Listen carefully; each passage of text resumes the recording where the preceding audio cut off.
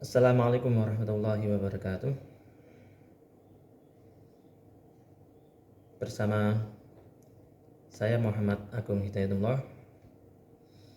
Pada kesempatan kali ini kita akan mendiskusikan tentang belajar dalam perspektif Islam. Namun pemirsa, sebelum kita membahas lebih jauh tentang tema tersebut, kita perlu mengingat kembali bahwasanya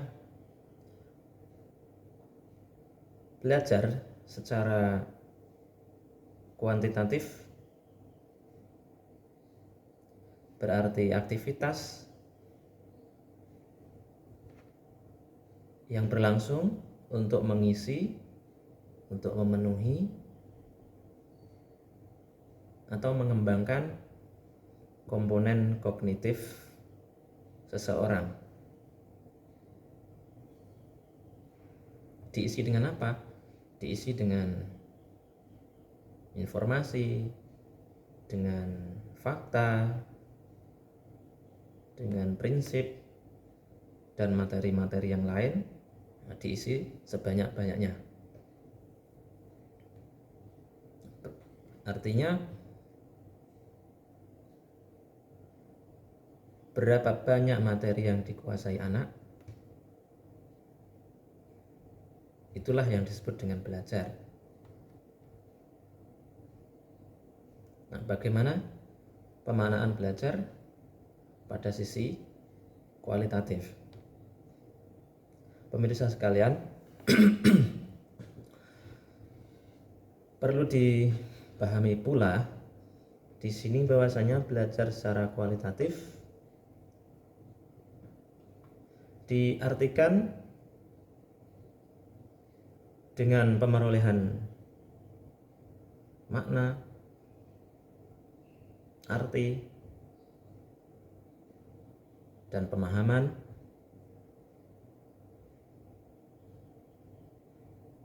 beserta cara-cara menafsirkan dunia, menerjemahkan apa yang ada di sekeliling kita atau di sekeliling individu.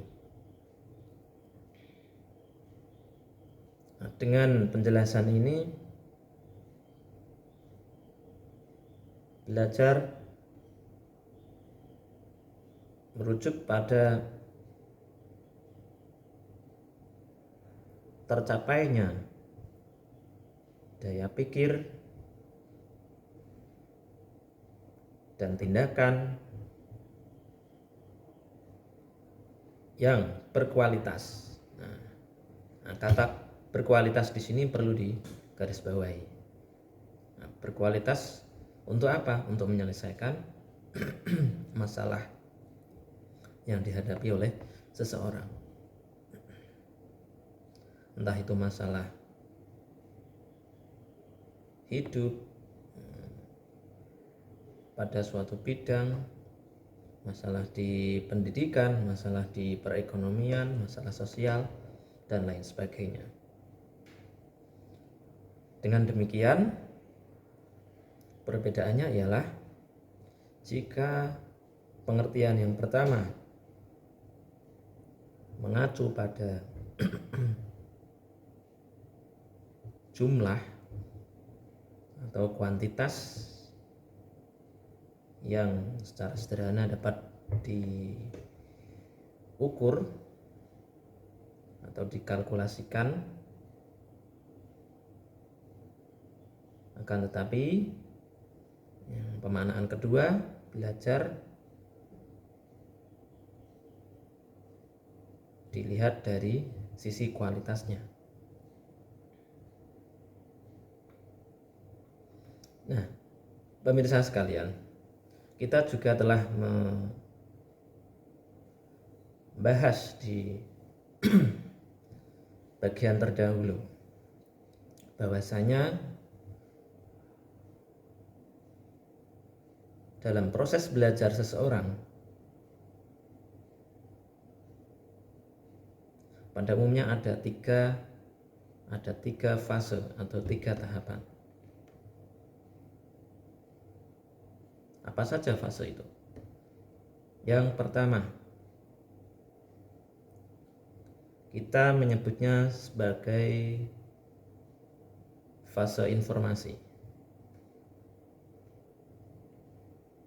Ketika ada informasi masuk, seorang anak itu akan mencoba menerima. Nah, menerimanya dengan apa? Nah, karena kita sebagai seorang manusia yang dianugerahi oleh Allah berupa panca indera, maka indera yang berjumlah 5 itu yang akan menjadi sarana bagi kita untuk menerima materi, entah materi yang akan kita peroleh itu berupa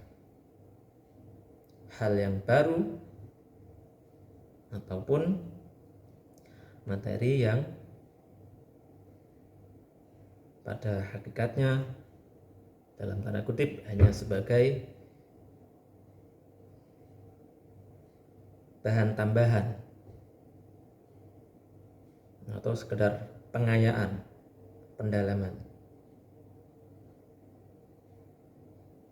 Kita dapat mengambil contoh pada konteks pendidikan anak usia dini, misalnya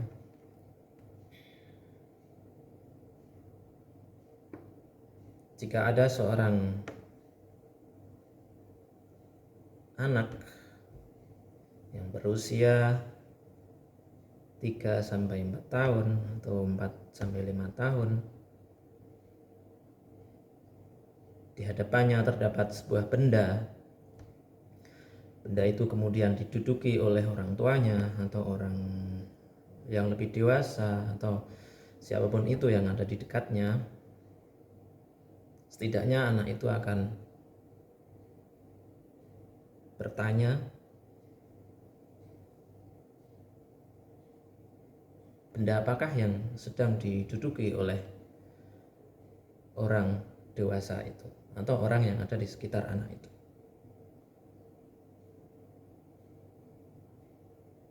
Nah, pada proses ini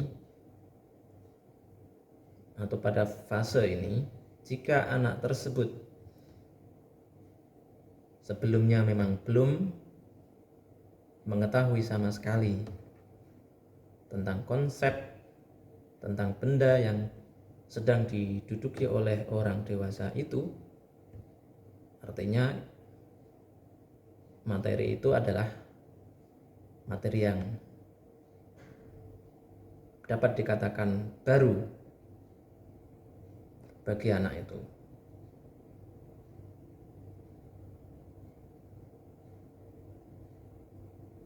Sehingga pada fase berikutnya akan terjadi peluang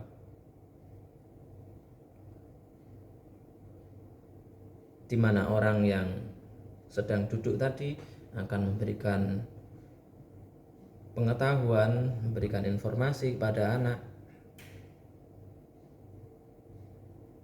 apa yang sedang didudukinya,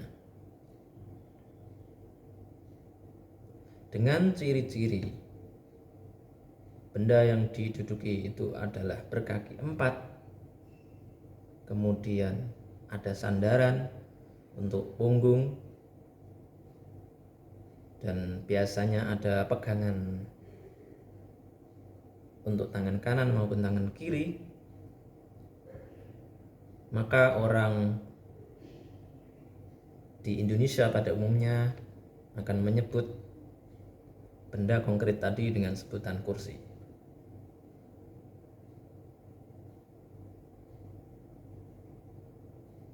Nah, disinilah yang kita sebut dengan tahapan atau fase transformasi. Transform artinya mengubah. Apa yang diubah di situ? Yang diubah adalah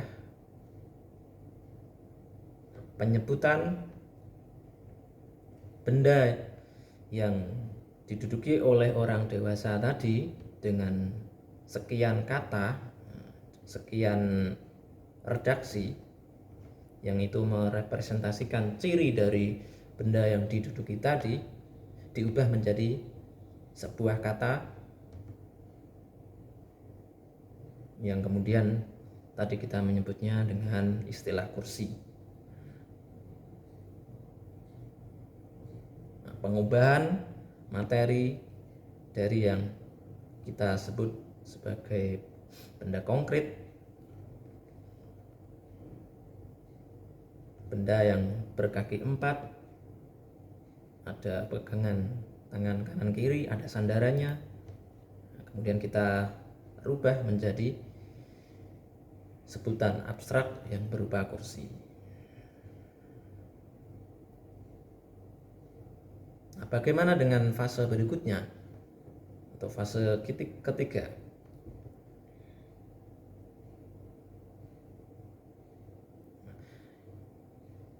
Pada fase ketiga ini, bagi anak yang merasakan benda berupa kursi tadi berupa informasi baru, barangkali akan langsung menerima dengan serta-merta, oh ya, ada benda seperti itu. Pokoknya kalau ada benda seperti itu, kita sebut dengan kursi. Nah, bagaimana dengan anak yang sebelumnya pernah mendapatkan konsep kursi tetapi dengan penyebutan berbeda? Bisa jadi di suatu daerah benda itu disebut kursi, di daerah lain tidak disebut dengan kursi. Artinya jika ada anak lain yang telah memperoleh informasi sebelumnya bahwasanya benda yang berkaki 4, kemudian ada sandarannya dan ada pegangan tangan kanan dan kiri, itu disebut dengan dingklek misalnya atau sebutan yang lain, maka fase yang ketiga kita sebut dengan fase evaluasi di sini telah terjadi. Artinya anak yang telah memperoleh informasi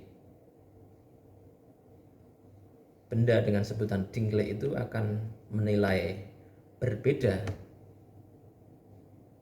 atas objek yang dilihatnya dan dijelaskan oleh orang dewasa yang duduk di benda tersebut. Oh, itu bukan kursi, nah, itu dingklek. Nah, itulah terjadi evaluasi atau fase evaluasi di dalamnya. Penerimaan materi dengan indera mengingatkan kita akan firman Allah Subhanahu wa taala dalam surah An-Nahl ayat 78. Wallahu akhrajakum min butuni ummahatikum la ta'lamuna syai'a wa ja'ala lakumus sam'a wal absara wal af'idata la'allakum tashkurun. Wallahu akhrajakum, Allah mengeluarkan kamu sekalian, min butuni ummahatikum, dari perut ibu-ibu, dalam keadaan apa? La ta'lamuna syai'an, dalam keadaan tidak mengerti, tidak mengetahui segala sesuatu. Wa ja'ala lakum, Allah menjadikan bagimu sekalian as-sam'a, pendengaran, wal absara, penglihatan, wal af'idata, dan hati, la'allakum tashkurun, supaya kamu sekalian bersyukur. Dari ayat itu tampak bahwa Seorang anak bisa belajar dengan pendengarannya, kita bisa belajar dengan penglihatan kita. Semua orang dapat belajar dengan hatinya. Berkenaan dengan ini, kita perhatikan definisi psikologi. Bahwasanya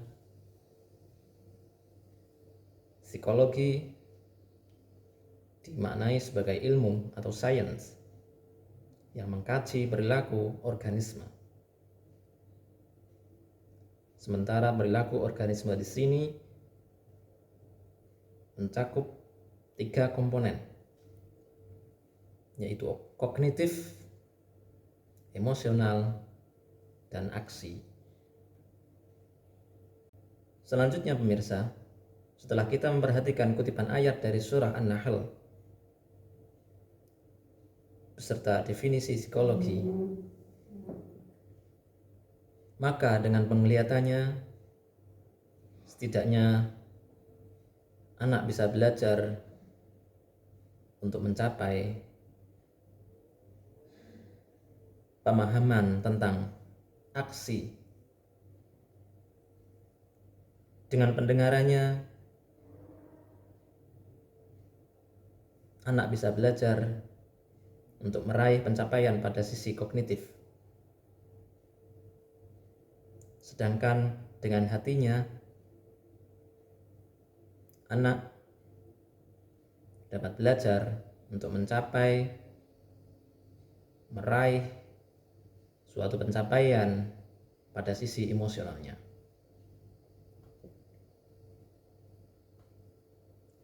Dari penjelasan itu pemirsa, marilah sebagai orang dewasa yang setiap hari berdampingan dengan anak-anak kita sudah seyogyanya mengupayakan pencapaian 3 komponen behavior atau perilaku dengan mengoptimalkan panca indera dan hati anak-anak kita, sehingga secara psikologis anak akan menjadi siap untuk menghadapi dunianya. Di samping itu, anak juga kita stimulasi untuk senantiasa bersyukur atas nikmat dan karunia yang diberikan oleh Allah kepada kita. Demikian pembahasan kali ini. Sampai jumpa di diskusi berikutnya. Wassalamualaikum warahmatullahi wabarakatuh.